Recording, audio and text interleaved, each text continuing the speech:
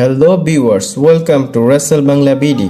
Guys, এটা আমার নতুন চ্যানেল এবং আপনারা যারা আছেন অবশ্যই এই চ্যানেলটা ভিজিট করবেন। ভালো লাগলে কিন্তু সাবস্ক্রাইব করবেন। আমাকে যারা এই চ্যানেলে সাপোর্ট দেন ঠিক ওইভাবে ওই চ্যানেলে সাপোর্ট করবেন। এটার নতুন পেজও খোলা হয়েছে, নতুন চ্যানেলও খোলা হয়েছে। আপনারা দুই জায়গায় ভিজিট করে লাইক, কমেন্ট, শেয়ার করবেন।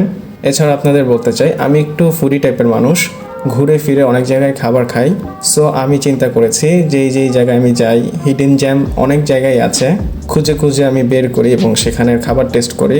চিন্তা করলাম সেগুলোর ভিডিও নিয়ে আসি আপনাদের কাছে। যদি আপনাদেরও ভালো লাগে এরকম কিছু, আপনারা গিয়ে সেই চ্যানেলটা দেখতে পারেন এবং ফেসবুক পেজেও লাইক করতে পারেন। এবং আমি আপনাদের রিকোয়েস্ট করব আপনারা গিয়ে সেটা অবশ্যই দেখেন এবং কমেন্ট করে জানাবেন। দেরি না করে চলুন আপডেট শুরু করি। ব্রক লেসনার এবং পল হেমনকে নিয়ে বলবো।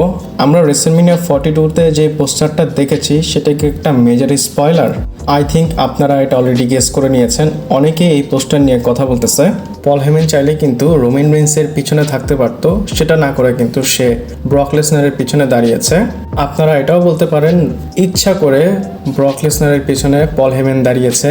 অলরেডি আমরা দেখেছি জন সিনার এগেনস্টে যে ম্যাচটা হয়েছিল সেখানে ভালো একটা তাদের রিলেশন হয়েছে এবং সে কিন্তু ইন্ট্রোডিউসও করেছিল ব্রক লেসনারকে। এছাড়াও ব্রক লেসনার কিন্তু অলরেডি পল হেমনের সাথে ব্যাকস্টেজে কথাও বলেছে। মেবি আমি শিওর বলতে পারি না, আপনারা এটা স্পয়লার হিসেবে নিতে পারেন, কারণ ট্রিপল এইচ কন্ট্রোল নেওয়ার পর এরকম অনেক টিজ দিচ্ছে যে সামনে গিয়ে ব্রক লেসনার এবং পল হেমন একসাথে আবার হবে। আমি তো ডেফিনেটলি ব্রক লেসনার এবং পল হেমনকে সামনে গিয়ে আবার একসাথে দেখতে চাই। আমার কাছে এটা হিন্ট মনে হচ্ছে। আপনাদের কি মনে হয় আমাকে জানাতে পারেন। এরপর জন সিনার বিষয় বলবো, আর সেটা হচ্ছে জন সিনার লাস্ট মানডে নাইট রয়ের অ্যাপিয়ারেন্স নিয়ে। সেটা হবে জন সিনার লাস্ট র। আর সেখানে কেমন টিকিট সেল হয়েছে আপনাদের বলে দেই। এখানে আপনারা দেখতে পাচ্ছেন জন সিনা লাস্ট টাইম অ্যাপিয়ারেন্স করবে নভেম্বরের 17 তারিখে, আর এটা মেডিসিন স্কোয়ার গার্ডেনে হবে নিউ ইয়র্কে। এখানে সেট আপ ক্যাপাসিটি দেখতে পাচ্ছেন 16,381 অ্যান্ড অলরেডি কিন্তু টিকিট ডিস্ট্রিবিউট হয়ে গেছে 14,421 টিকিটস অ্যান্ড অ্যাভেলেবেল টিকিট আছে 1,960 টিকিট। এখানে দেখেন জন সিনার যে লাস্ট মানডে নাইট রয়ের এপিসোডটা হবে সেটার জন্য অলরেডি ডাব্লিউডাব্লিউ টিকিট বিক্রি করে ফেলেছে।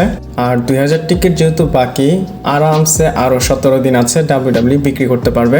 আর এটা কিন্তু জন সিনার ফাইনাল অ্যাপিয়ারেন্স মানডে নাইট রতে। আমি এক্সপেক্ট করতেছি জন সিনা এখানে ফাইটিং বা একটা ম্যাচ করবে।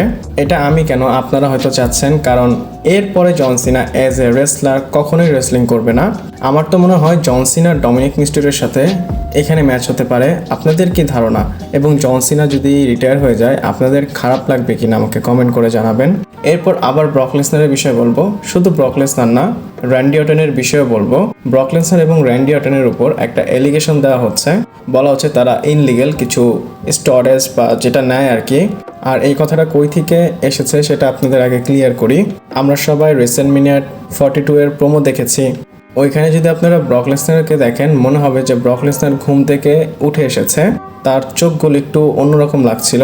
আর এই জিনিসটা অনেক ফ্যানই নোটিস করেছে। আর একটা ফ্যান টুইট করেছে, এখানে সে বলতেছে, বলা হচ্ছে একটা সাবস্ট্যান্স আছে, এটাকে প্যারিকুলার স্টেরয়েড বলা হয়। যদি এই জিনিসটা নেওয়া হয় শরীরের মধ্যে তাহলে আপনার যে চোখের মানে পর্দা যেটা হয় আর কি, চোখের নিচে পাতলা, সেটার যে টিস্যু আছে সেটা শুকিয়ে যায় এবং চোখের পাতলা পর্দাটা ভিতরে ঢুকে যায়। এর জন্য চোখটাও কিন্তু অনেক ছোট ছোট দেখা যায়। এই সেম জিনিসটা কিন্তু আমরা র্যান্ডি অর্টনের সাথেও দেখেছি আর সেম ব্রক লেসনারের সাথেও হচ্ছে। আমি এই রিপোর্টটা দেখার পর নিজে গিয়ে চেক করেছি আসলে এই জিনিসটা পসিবল কিনা। পরে গিয়ে দেখলাম যে আসলে এটা সত্য হতে পারে। যদি এই জিনিসটা হয় তার মানে এই না যে তারা দুইজন এই জিনিসটা নিয়েছে। এছাড়াও ইউএফসি যে সুপারস্টাররা আছে তারা অলরেডি কমেন্টও করেছে ব্রক লেসনারের যে ফিজিক সেটা ন্যাচারাল না। এছাড়াও আরো একটা কথা বলি, অ্যান্ড্রয়েডে কিন্তু এই পলিসি ব্রেক করেছে, তাই ডাব্লিউডাব্লিউ তাকে ফায়ার করে দিয়েছিল। যদি তারা মানে ব্রক লেসনার এবং র্যান্ডি অর্টন এই পলিসি ব্রেক করে অবশ্যই তাদের রুলস অনুযায়ী তাদেরকে ফায়ার করা হবে। আমার মনে তো অনেক কোশ্চেন, আমি অ্যান্সার আপনাদের কাছ থেকে জানতে চাই। আপনারা ব্রক লেসনারের বডি এবং র্যান্ডি অর্টনের বডি দেখে কি ন্যাচারাল মনে হয় কিনা আমাকে কমেন্ট করে জানাতে পারেন। আজকের ভিডিওটা এই পর্যন্তই ছিল। এছাড়াও প্রথমে যে চ্যানেলটা আপনাদের দেখালাম সেই চ্যানেলে গিয়ে কিন্তু আপনারা অবশ্যই সাবস্ক্রাইব করবেন এবং কমেন্ট করে জানাবেন কারা কারা সাবস্ক্রাইব করেছেন।